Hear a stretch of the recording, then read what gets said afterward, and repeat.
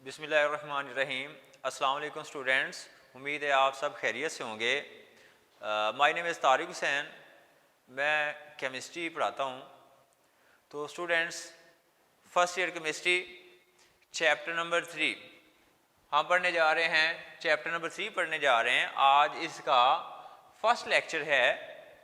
Chapter number 3 is about gases.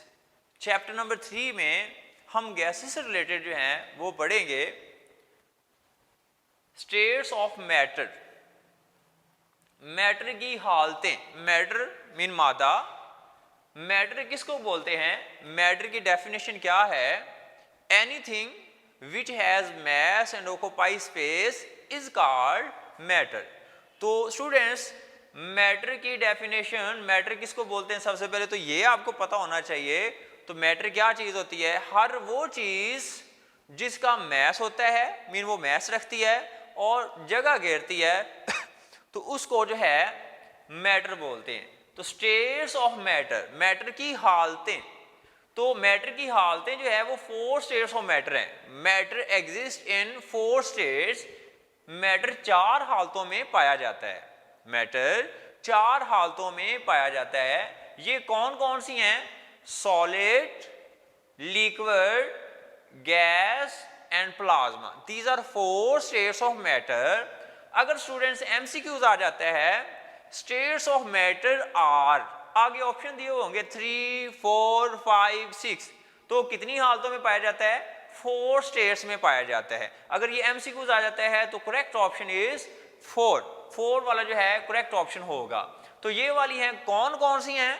Solid है, liquid है, gas है एंड प्लाज्मा। ये 4 स्टेट्स ऑफ मैटर हैं।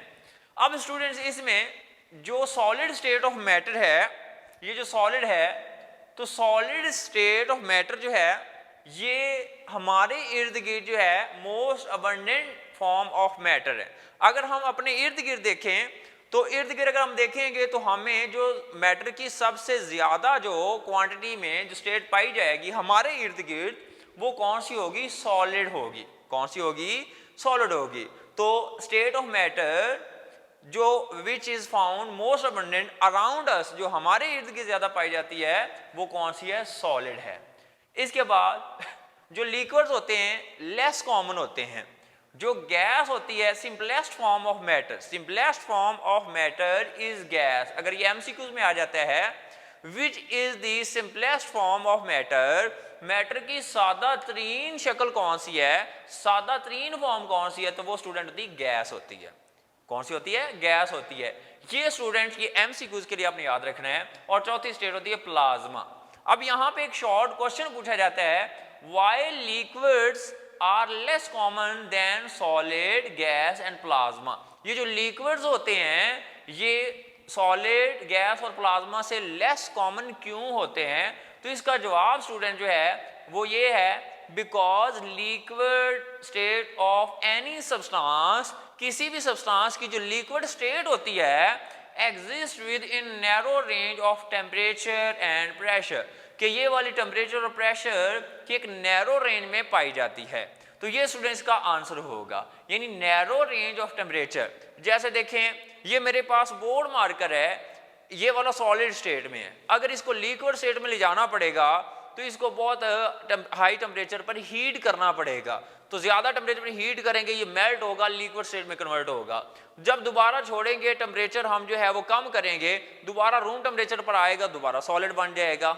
इसी तरह किसी गैस को हम उसका टेम्परेचर बहुत लो करके उसको कंडेंस कर लेते हैं, उसको लिक्विड स्टेट में ले आते हैं, दोबारा फिर जब उसका टेम्परेचर राइज होगा, रूम टेम्परेचर पाएगा, तो वो क्या हो जाएगी? दोबारा गैसियस स्टेट में चली जाएगी। तो इसलिए लिक्विड जो होते हैं वो narrow range of temperature and pressure में पाए जाते हैं, जहां पर लिक्विड स्टेट जो है वो बहुत कम पाई जाती है। तो ये स्टूडेंट आ जाता है। तो ये स्टूडेंट्स आपकी बुक पर पेज नंबर 40 पर जो है ये स्टार्ट में लिखा है स्टेट्स ऑफ मैटर लिखा हुआ है।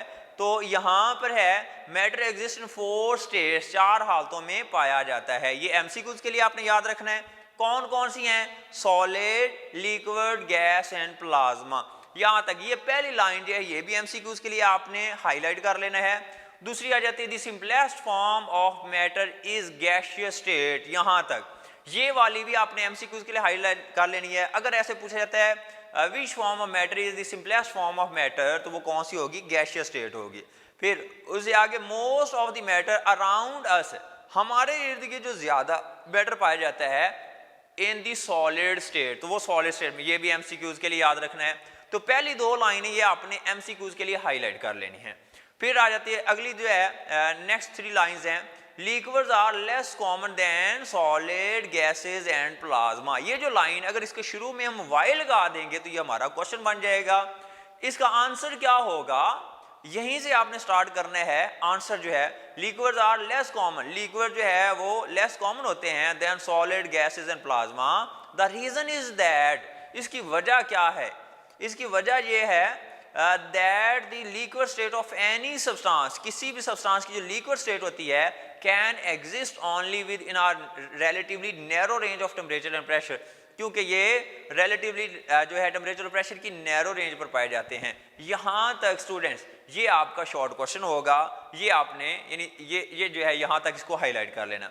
इसके बाद स्टूडेंट्स आ जाते हैं हमारे पास ये जो हमने कहा states of matter, gas, liquid and solids, ये 3, इनकी प्रॉपर्टीज डिस्कस करते हैं, इनकी खुसूसियात, इनका आपस में कंपैरिजन करते हैं कि ये गैस, लिक्विड, सॉलिड्स की प्रॉपर्टीज क्या हैं, हम इनको कैसे पहचान कैसे सकते हैं, हमारे पास क्राइटेरिया क्या होगा, कौन सी गैस है, कौन सी लिक्विड है, कौन सी सॉलिड है, तो हम इनकी प्रॉपर्टीज से हम इनको जानते हैं।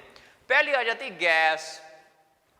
अगर हम तीनों की प्रॉपर्टी, एक ही प्रॉपर्टी की बात करें, वॉल्यूम की बात करें, तो हम बात करते हैं इसके भी वॉल्यूम की, इसके भी वॉल्यूम की, इसका भी वॉल्यूम और इसका भी वॉल्यूम, तीनों के अगर हम वॉल्यूम की बात करें तो स्टूडेंट्स वॉल्यूम क्या होता है? स्पेस ऑक्युपाइड, रीजन ऑक्युपाइड, जो जगह जिसने जितनी घेरी हुई है वो उसका वॉल्यूम है। तो वॉल्यूम क्या होता है? जो गैसेस होती हैं, गैसेस का वॉल्यूम डेफिनेट नहीं होता है, तो इसका वॉल्यूम नॉट डेफिनेट, इसका वॉल्यूम डेफिनेट नहीं होता है। जो गैसेस होती हैं, गैसेस का वॉल्यूम डेफिनेट नहीं होता है। क्यों नहीं होता है? गैसेस को अगर हम जितना यानी जगह देंगे उतनी जगह में वो फैल जाती हैं, जितनी जगह उसको देंगे उतनी ही जगह में फैल जाएंगी।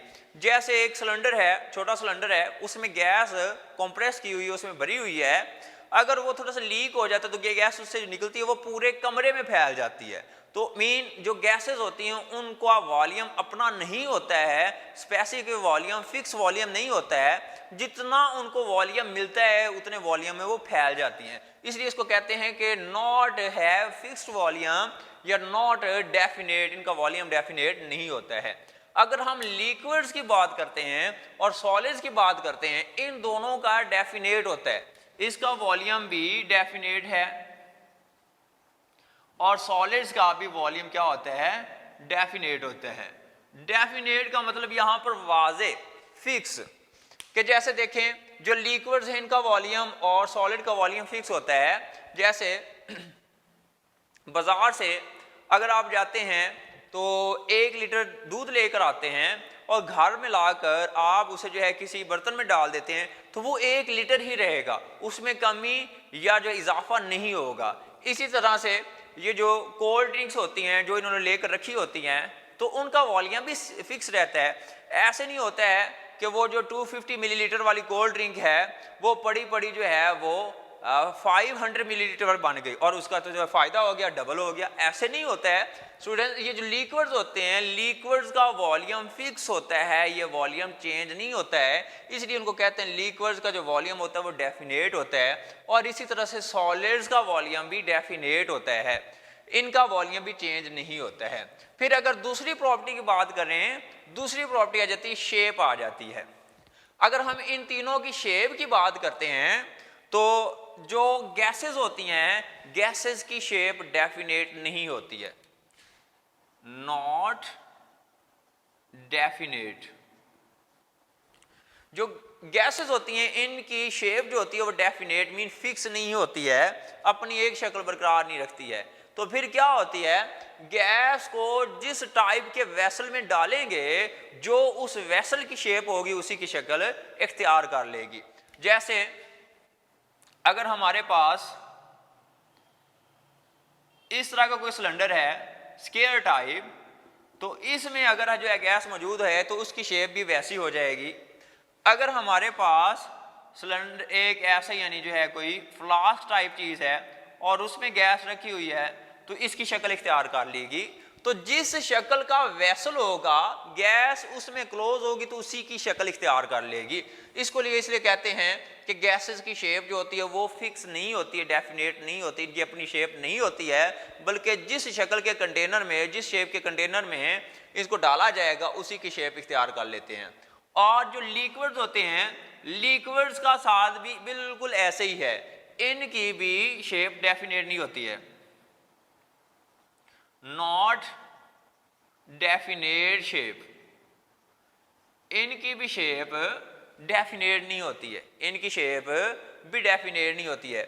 जैसे जो है एक वो रेगुलर कोल्ड ड्रिंक या वो जूस वाला जो है एक डब्बा लेकर आते हैं तो क्या होता है, वो जिस टाइप का वो वेसल होता है उसी की शक्ल का होता है। अगर उसे आप घर में ला के किसी ग्लास में डालेंगे तो ग्लास की जो शक्ल होगी बिल्कुल लिक्विड की शक्ल भी वैसे बन जाएगी। अगर उसे जग में डालेंगे तो जग की शक्ल इख्तियार कर लेगा।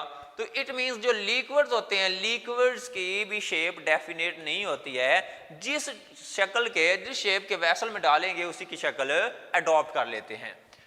अगर सॉलिड की हम बात करें, सॉलिड की शेप की बात करें तो सॉलिड की शेप डेफिनेट होती है। जैसे मेरे पास ये बोर्ड मार्कर है, इसकी शेप फिक्स है, इसकी शेप चेंज नहीं होगी, चाहे मैंने पकड़ा हुआ है, चाहे यहाँ पे डाइस पे रख दूँ, चाहे जो है यानी कंडीशन चेंज हो जाए, तो इसकी जो है जो शेप है वो चेंज नहीं होगी, वो फिक्स होगी। तो सॉलिड जो होते हैं, सॉलिड्स की जो शेप होती है वो डेफिनेट होती है। जो सॉलिड्स होंगे इनकी डेफिनेट शेप होगी, सॉलिड्स हैव डेफिनेट शेप। इसके बाद स्टूडेंट्स जो नेक्स्ट प्रॉपर्टी आ जाती है, नेक्स्ट प्रॉपर्टी आ जाती है डेंसिटी आ जाती है। अगर हम डेंसिटी की बात करें,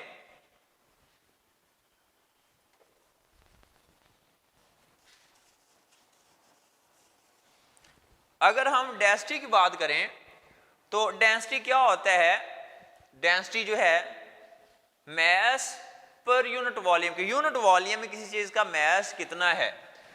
तो डेंसिटी जो होती है, let's suppose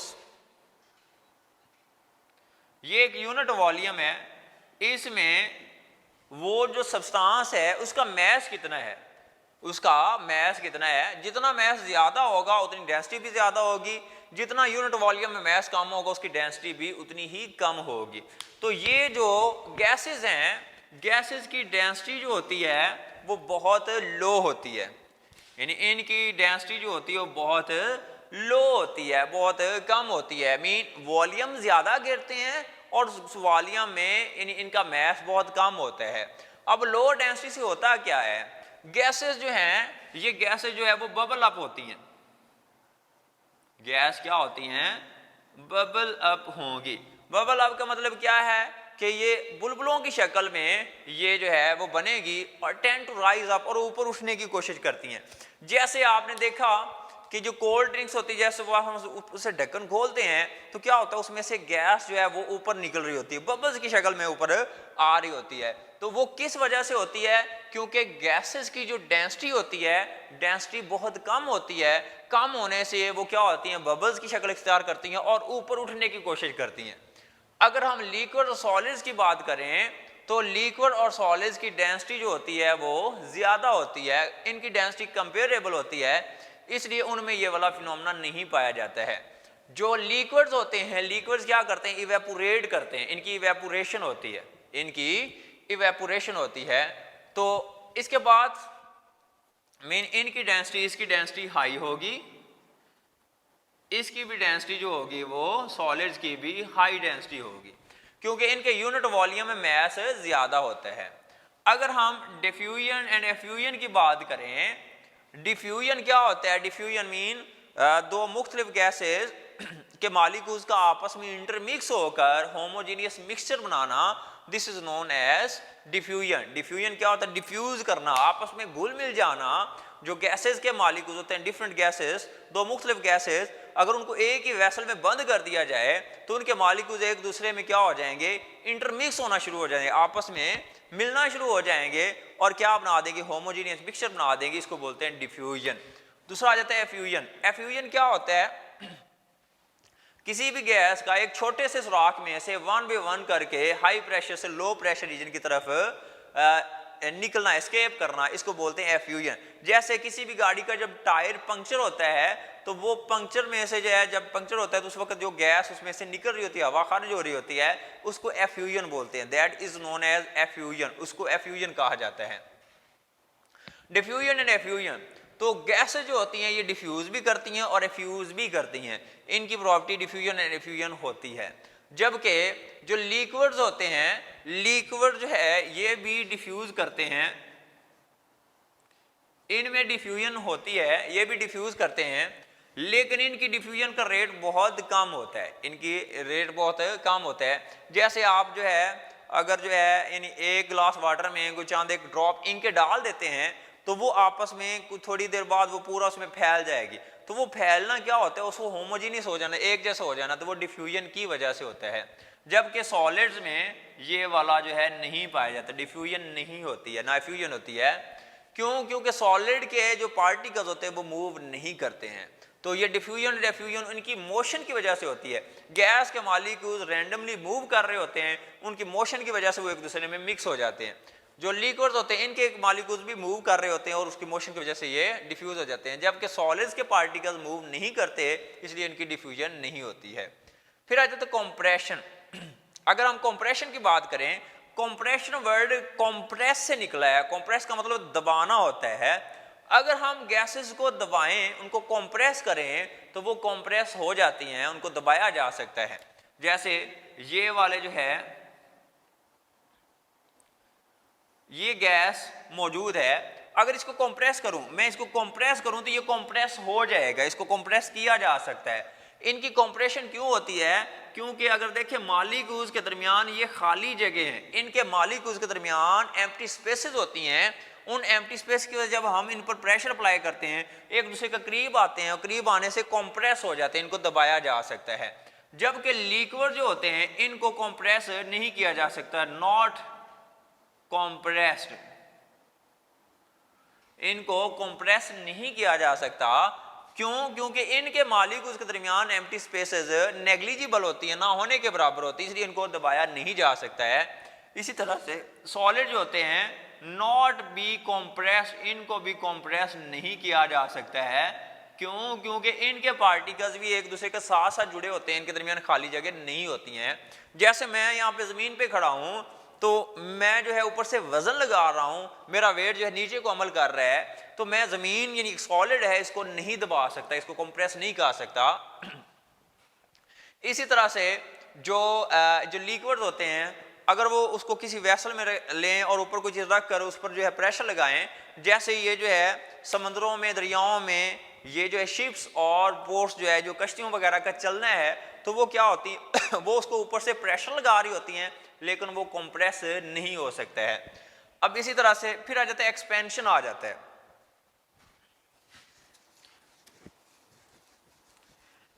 students, expansion, expand से निकलना होता है, फैलना होता है, फैलाव होता है, कुछ चीज फैलती है या नहीं फैलती है। तो जो गैसेस होती हैं, गैसेस एक्सपेंड करती हैं, फैल जाती हैं। इनको जब हीट करते हैं तो हीट करने से ये फैल जाती हैं, या इनको वॉल्यूम इनका बढ़ा दे तब भी फैल जाती हैं। यानी इनको अगर गैसेस को हम जो है ये वाली एक गैस है, ये ऊपर इसके मूवेबल पिस्टन लगा हुआ है, अगर इसको हम हीट करते हैं तो हीट करने से गैस के मॉलिक्यूल्स की मोशन बढ़ेगी, मोशन के बढ़ने से ये इसको ऊपर उठाएगी और एक्सपेंड करेगी, तो ये वाला पिस्टन ऊपर को उठ जाएगा और ये गैस फैल जाएगी। तो इनकी एक्सपेंशन होती है, यानी गैसेस की एक्सपेंशन वाज़े होती है, जबकि लिक्विड और सॉलिड्स की जो एक्सपेंशन होती है वो नेग्लिजिबल होती है, ना होने के बराबर होती है, कि वो नहीं इतने ज़्यादा फैलते हैं। अब इसके अलावा जो है जाउल थॉमसन इफेक्ट, जो गैसेस होती हैं, गैसेस अगर हम किसी कंप्रेस की हुई गैस को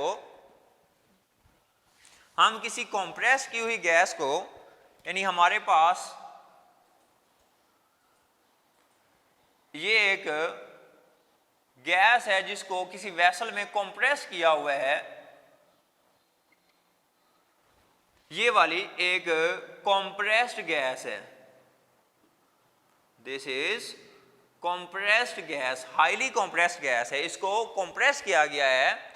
अगर इसको अचानक से इसको बाहर एक्सपेंशन इसकी होने दी जाए, अगर ये यहां से मॉलिक्यूल्स बाहर एक्सपेंड करें तो इनकी एक्सपेंशन से क्या होती है, कूलिंग प्रोड्यूस होती है, कूलिंग इज प्रोड्यूस्ड। जब इनको यानी एक कंप्रेस की हुई गैस, हाईली कंप्रेस्ड गैस को अचानक फैलने दिया जाता है, ये कंप्रेस्ड गैस है, तो कूलिंग प्रोड्यूस होती है, this is called Joule Thomson effect. और ये गैसेस का यानी इंपॉर्टेंट प्रॉपर्टी है, इसकी बहुत खास प्रॉपर्टी है, जबकि ये लिक्विड और सॉलिड में नहीं होती है ये वाली, यानी जाउल थॉमसन इफेक्ट वाली। इसके बाद स्टूडेंट्स आ जाते हैं, प्रेशर आ जाता है।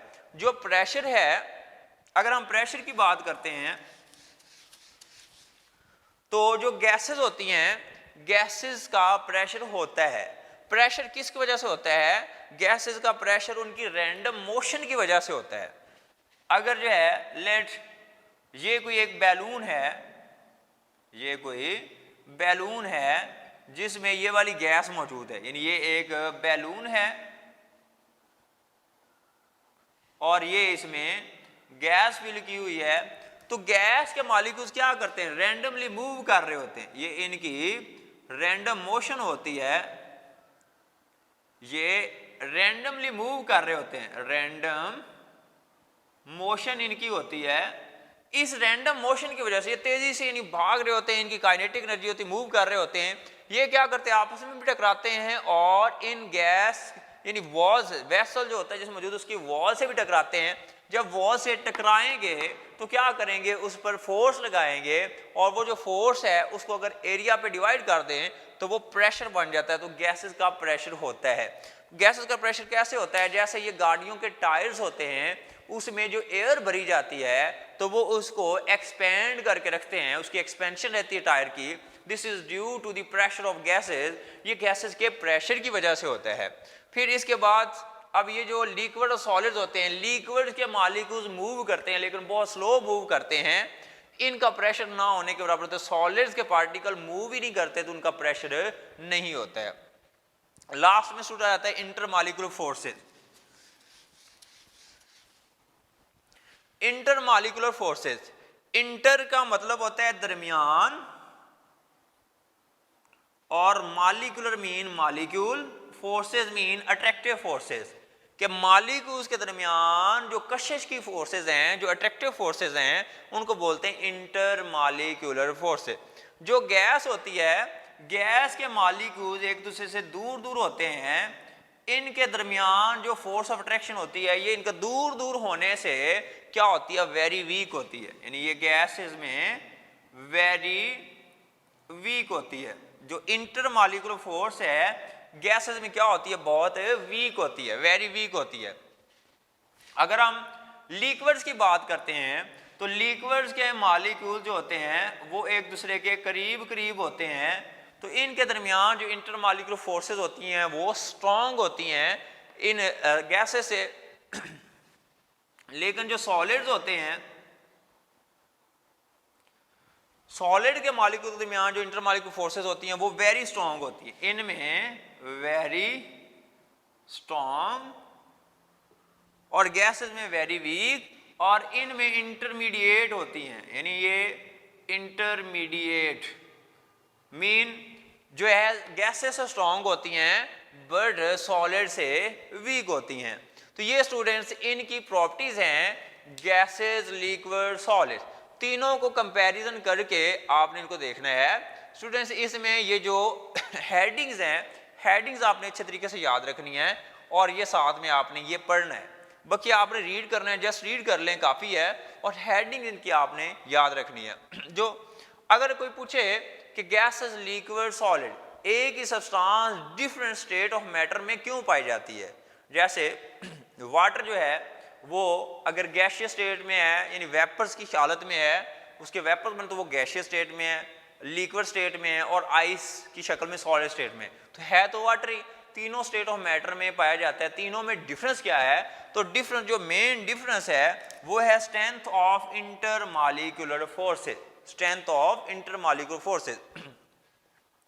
अगर मॉलिक्यूल के दरमियान फोर्स ऑफ अट्रैक्शन स्ट्रांग होती जाएंगी तो स्ट्रांग होने से वो क्या करती है, मॉलिक्यूल को करीब लेकर आ जाती हैं। करीब लेकर आती हैं तो इससे लिक्विड स्टेट में चला जाता है। और स्ट्रांग होती हैं तो क्या करती हैं, वो इंटरमॉलिक्यूलर फोर्सेस उन मॉलिक्यूल्स को रोक लेती हैं, उनको मूव नहीं करने देती, तो उससे क्या हो जाता है, सॉलिड स्टेट में चला जाता है। तो ये तीनों हालतें जो है मुख्तलिफ होने की वजह इंटरमॉलिक्यूलर फोर्सेस की यानी स्ट्रेंथ ऑफ इंटरमॉलिक्यूलर फोर्सेस है, different strength of intermolecular forces है।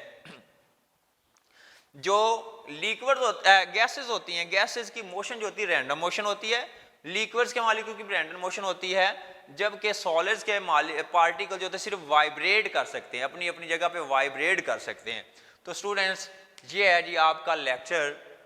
तो उम्मीद है आपको समझ आई होगी। आप खुद रीड करेंगे, इसको पढ़ेंगे तो इंशाल्लाह समझ आ जाएगी। और जो मैंने बताया कि ये एमसीक्यूज हैं, ये शॉर्ट क्वेश्चन है, जस्ट वो आपने अच्छे तरीके से याद करने हैं। और बकिया चीज़ें जैसे ये प्रॉपर्टीज ऑफ गैसेस है, इसकी जस्ट हेडिंग आपको पता होना चाहिए, इसका पता होना चाहिए कि इनकी शेप, वॉल्यूम और ये वाला, इसमें कोई रट्टा लगाने वाली सिस्टम बात नहीं है। ये आपने यानी जस्ट पढ़ना है और हेडिंग आपने याद रखनी है। नेक्स्ट लेक्चर तक के लिए अल्लाह हाफिज़।